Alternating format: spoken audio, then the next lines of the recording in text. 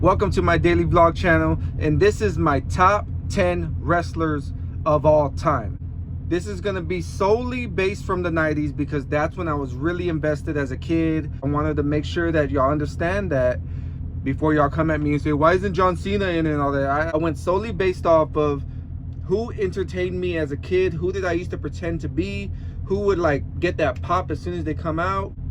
Number 10, the NWO. Wolfpack, the whole Wolfpack, not the white NWO, the regular NWO. I'm talking about NWO Wolfpack. A couple of reasons. One, it looked cooler.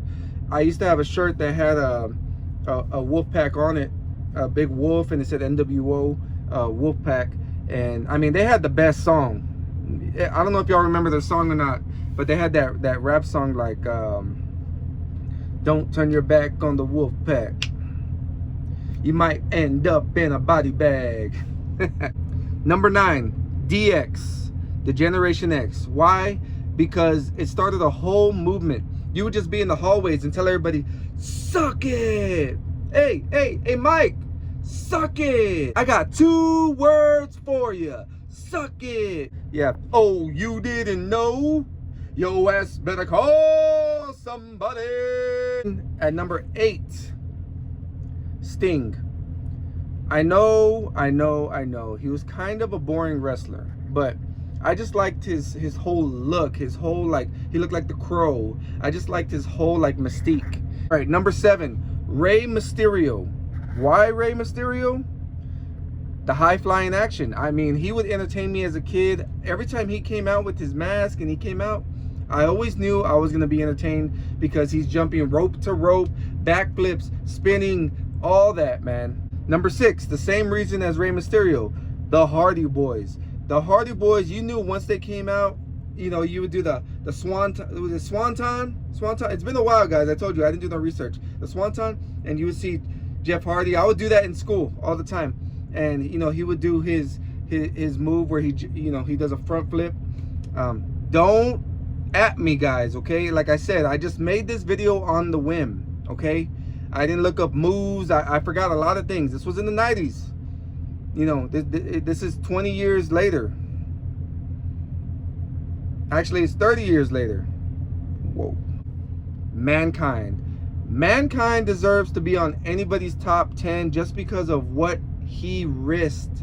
He risked his body for our entertainment. I mean, he wasn't afraid to do anything. Barbed wire bats, barbed wire in general. Going through glass, landing on thumbtacks, going through tables, a lot of tables, jumping from the top cage. Number 4, Goldberg. I know I'm gonna get a lot of clapback for that. Goldberg. I know he was known for hurting wrestlers and he doesn't really have a good reputation, but something about him being undefeated, and I mean, as soon as his song would hit, just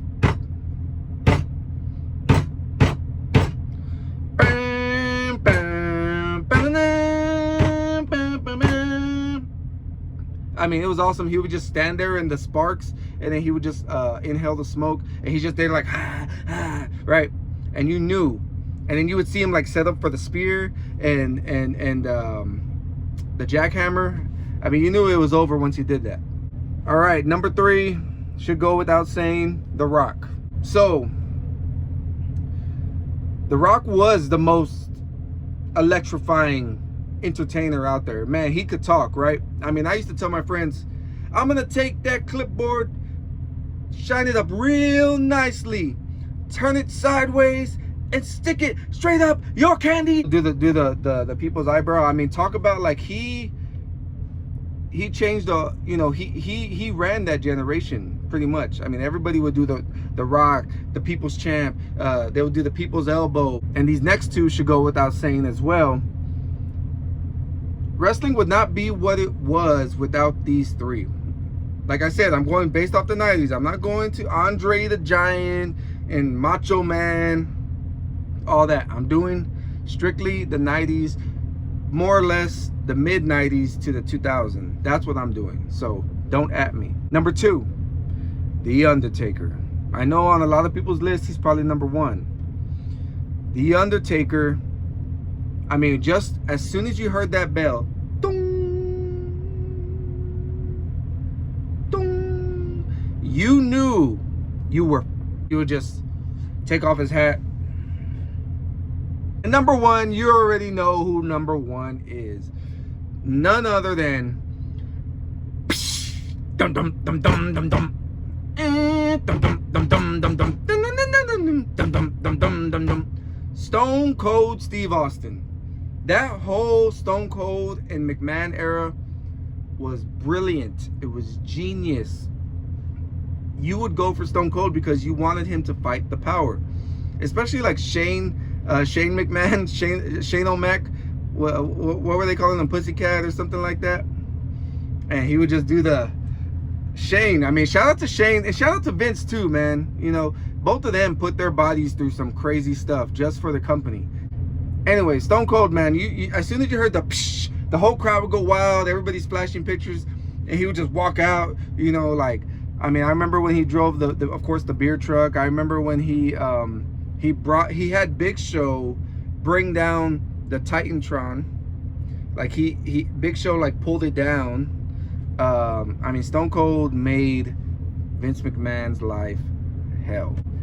But anyways, man, that's just a simple list. Do you agree, disagree with my list, and why? What's your list?